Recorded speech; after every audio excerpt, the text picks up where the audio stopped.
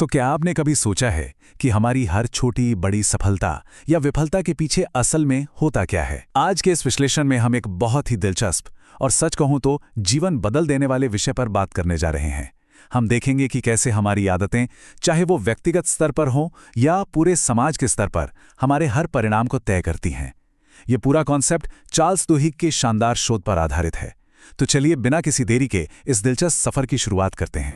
सबसे पहले जरा इस बुनियादी सवाल पर गौर कीजिए, हम लोग जो कुछ भी करते हैं वो आखिर क्यों करते हैं?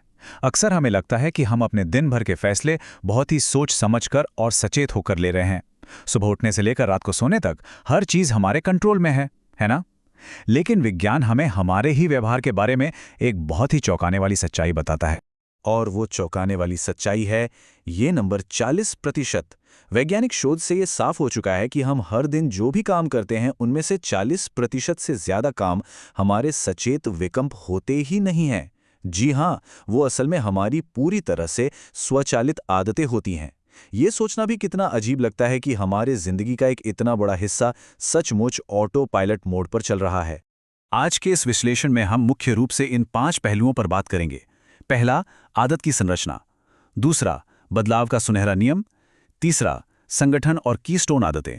चौथा, व्यवहार की भविष्यवाणी और उसका डिजाइन। और पांचवां, सामाजिक आंदोलन कैसे होते हैं।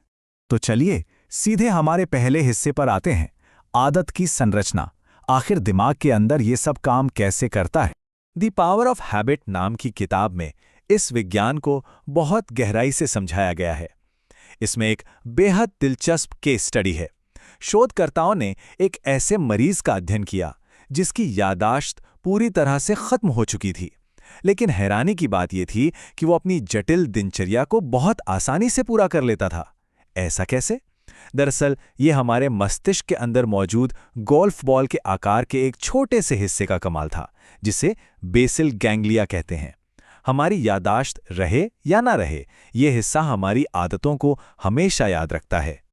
और यहीं से जन्म होता है हमारे सबसे महत्वपूर्ण सिद्धांत का, हैबिट लूप, यानी आदत का चक्र। यह असल में एक न्यूरोलॉजिकल पैटर्न है। देखिए, हमारा दिमाग हमेशा अपनी ऊर्जा बचाना चाहता है, इसलिए वो जटिल कामों को एक स्वचालित चक्र में बदल देता है। इस चक्र के 3 बहुत ही स्पष्ट हिस्से होते हैं, एक संकेत, एक दिनचर्या और एक इनाम। इसे थोड़ा और आसान भाषा में समझते हैं। वैज्ञानिकों ने कुछ चूहों को एक भूल भुलैया में चॉकलेट ढूंढने के लिए छोड़ा। यहां पहला चरण है क्यू या संकेत, जैसे भूल भुलैया का दरवाजा खुलने की क्लिक की आवाज। ये दिमाग के लिए एक ट्रिगर है। दूसरा चरण है रूटीन, यानी वो काम जो करना है, जैसे भूल भुलैया के रास्तों पर दौड़ना। और तीसरा चरण है रिवॉर्ड या इनाम, यानी अंत में मिलने वाली वो स्वादिष्ट चॉकलेट। ये इनाम ही दिमाग को बताता है कि ये लूप भविष्य में दोहराने लायक है या नहीं।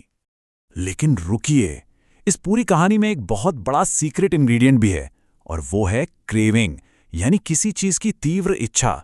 पेप्सोडेंट टूथपेस्ट के पुराने विज्ञापनों और बंदरों पर किए गए कुछ प्रयोगों ने साबित किया कि जब दिमाग को किसी इनाम की उम्मीद होने लगती है तो वो इनाम मिलने से पहले ही सक्रिय हो जाता है।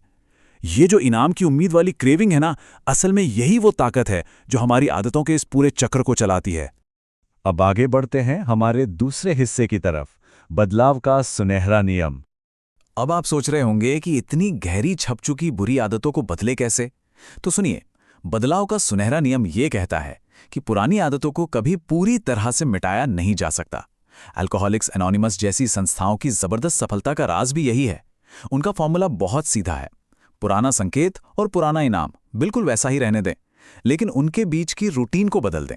जैसे अगर कोई तनाव, जो कि संकेत है, में शराब पीता है, जो कि रूटीन है, और उसे शांति, जो कि इनाम है, मिलती है, तो वे शराब पीने की रूटीन को समूह की बैठकों में बात करने से बदल देते हैं।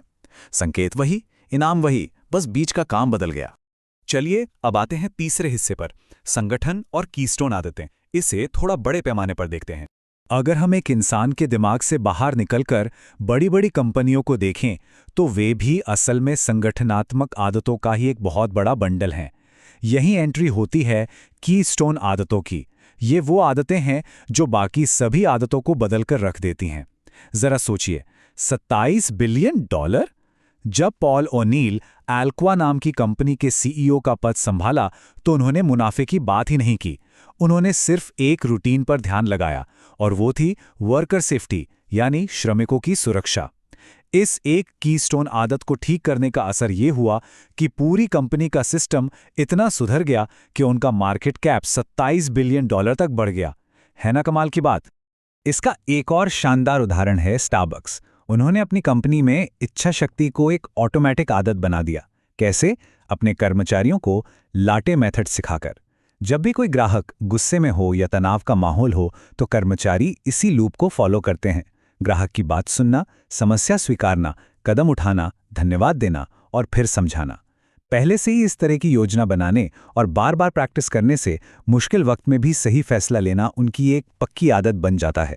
अब बारी है हमारे चौथे हिस्से की, व्यवहार की भविष्यवाणी और उसकी डिजाइनिंग। हमारा दिमाग हमेशा उन चीजों की तरफ खींचता है जिन्हें वो पहले से पहचानता है। 2003 की बात है, जब आउटकास्ट का नया गाना हे या रिलीज हुआ तो शुरुआत में लोगों ने इसे रेडियो पर सुनना बिल्कुल पसंद नहीं किया, क्योंकि इसका संगीत बहुत अलग और नया था। तब रेडियो डीजे ने एक बहुत ही चतुर सैंडविच तकनीक का इस्तेमाल किया। उन्होंने इस नए गाने को दो ऐसे गानों के बीच बजाना शुरू किया जो पहले से ही सुपरहिट थे, यानी दो पुरानी और परिचित आदतों के बीच एक नई आदत को छिपा दिया। और नतीजा, लोगों के दिमाग ने उसे स्वीकार कर लिया और वो गाना सुपरहिट हो गया। और अब हमारा पांचवां और आखिरी हिस्सा, सामाजिक आंदोलन कैसे होते हैं। आप जरा इसे एक पूरे समाज के नजरिए से देखते हैं, कैसे ये हैबिट लूप पूरी की पूरी सभ्यता को बदल सकते हैं। रोजा पार्क्स और मॉन्टगोमरी बस बहिष्कार का उदाहरण सामाजिक आदतों में बदलाव का सबसे बेहतरीन ऐतिहासिक प्रमाण है। किसी भी आंदोलन को शुरू करने और इसे जिंदा रखने के लिए तीन चीजें बहुत जरूरी हैं। पहला, दोस्ती की सामाजिक आदतें, यानी आपके मजबूत रिश्ते। दूसरा, समुदाय की आदतें और साथियों का दबाव जो उस आंदोलन को जंगल की आग की तरह फैलाते हैं। और तीसरा, नई आदतें जो लोगों को एक नई पहचान देती हैं और उन्हें एकजुट रखती हैं।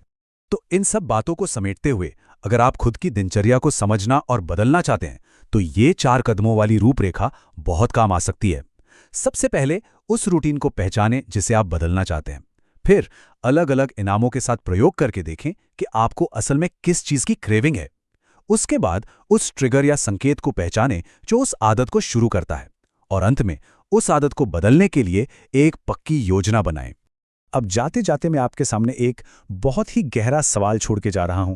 जरा सोचिए, अगर हमारे हर दिन के कामों का 40% हिस्सा पूरी तरह से स्वचालित है तो क्या हम वास्तव में अपनी जिंदगी के कंट्रोल में हैं, या फिर हम बस अनजाने में बनाए गए उन चक्रों पर गोल गोल घूम रहे हैं?